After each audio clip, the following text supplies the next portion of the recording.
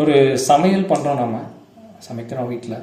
சமைக்கணும் அப்படின்னாலே அதுக்கு நிறைய பொருட்களை வந்து நம்ம முன்னக்கூடியே ப்ரிப்பேர் பண்ண வேண்டியது இருக்குது இல்லைங்களா? நேரடியாக போனோடனே ஸ்டவ் பற்ற வச்சோடனே அப்படியே டக்குன்னு சாதம் வச்சிடலாம், சாம்பார் வச்சிடலாம், கூட்டு பொரியல் வச்சிடலாம் அப்படின்னா அதுக்கு வந்து மந்திரவாதியாக தான் இருக்கணும் நம்ம இல்லைங்களா? அதனால் அதுக்கு முன்னாடி வந்து நாம் என்ன சமையல் பண்ண போகிறோம் இன்றைக்கி, அதுக்கு என்னென்ன பொருட்கள்லாம் தேவை, எரிபொருள்லேருந்து, அடுப்புலேருந்து, பாத்திரத்துலேருந்து, பருப்பு, வெங்காயம், தக்காளி, பச்சை மிளகா, இப்படி இருக்குது இல்லைங்களா? ஸோ இதெல்லாம் வந்து முதல்ல நம்ம ப்ரிப்பேர் பண்ணுறோம். ப்ரிப்பேர்னால் உடனே அதுவும் நம்ம வீட்டில் உடனே மந்திரம் போட்டோடனே வந்துடாது. அதுக்கு வந்து நம்ம கடைக்கு போய் வாங்கணும் இல்லைங்களா? கடைக்கு போய் வாங்கணும். சரி, கடைக்கு போனாலும் ஓசியில் கொடுத்துட மாட்டாங்க. கடைக்கு போய் வாங்கணுன்னா காசு வேணும். ஸோ அந்த காசு வந்து நம்மக்கிட்ட இருக்கணும். அந்த காசும் வந்து நமக்கு மந்திரம் போட்டு வந்துடாது.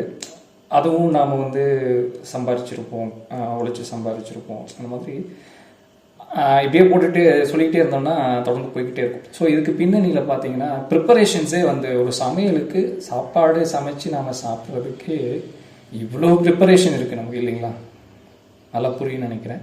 ஒரு சமையலுக்கே நமக்கு இவ்வளோ ப்ரிப்பரேஷன் இருக்கும்போது நாம் இப்போ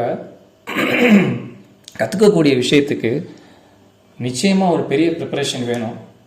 அது என்னன்றது நீங்களே புரிஞ்சுக்கிடுவீங்க. எதையுமே வார்த்தைகளால் சொல்கிறத விட செயலாக இருக்கணுன்றது தான் என்னுடைய விருப்பம். அதுதான் பொதுவாக என்னுடைய குருமார்கள் எல்லாருமே சொல்லிக் கொடுக்குறது அதுதான். ஸோ அந்த செயலில் நீங்கள் புரிஞ்சுக்கணும் அப்படிங்கிறதுக்காக தான் நான் முதல்ல ஒவ்வொன்றையும் வார்த்தைகளால் சொல்கிறது கிடையாது. செயல் நடக்க நடக்க அது எதுக்காக நடக்கப்பட்டது அப்படிங்கிறது நீங்களே புரிஞ்சுக்கணும். அதுதான். ஸோ அதனால தான் இப்போ ஒரு செயல் நடக்க போகுது. அந்த செயல் நடக்கிறதுக்கு உங்களுக்கு முன்னக்கூடிய ப்ரிப்பரேஷனில் தான் நீங்கள் இருக்கீங்க. இப்போது அந்த கட்டத்தில் தான் இருக்கீங்க. அந்த செயல் நடக்கிறதுக்கு நம்மளை தயார் பண்ணிக்கிட்டு இருக்கோம். ஸோ அதுக்கான விஷயந்தான் இப்போ டே 1 டே 2ல் நிகழ்ந்துகிட்டு இருக்கு. இன்னும் டே 3 டே 4 போய்கிட்டே இருக்கும். ஒவ்வொரு நாளும் வந்து நீங்கள் நகர தான் முதல் டே 1ல் எங்கே இருந்தோம், டே 2 டே 3 டே 4 எங்கே இருக்கிறோங்கிறது நான் உங்களுக்கு ஒரு கன்சாலிடேஷன் கொடுக்கறத விட நீங்களே அதை புரிஞ்சுக்கிடுவீங்க. ஸோ அதுதான், அதை நோக்கி தான் நம்ம பயணிச்சிட்ருக்கோம். உங்களுக்குள்ள நிறைய கேள்விகள் இருக்கும், எனக்கு தெரியும். அந்த கேள்விகள் எல்லாத்துக்குமே அனுபவபூர்வமாக உங்களுக்கு ஒவ்வொரு செயல் நடக்கும் போதும் அதுக்குரிய புரிதல் இங்கே நிகழ்ந்துக்கிட்டே இருக்கும்.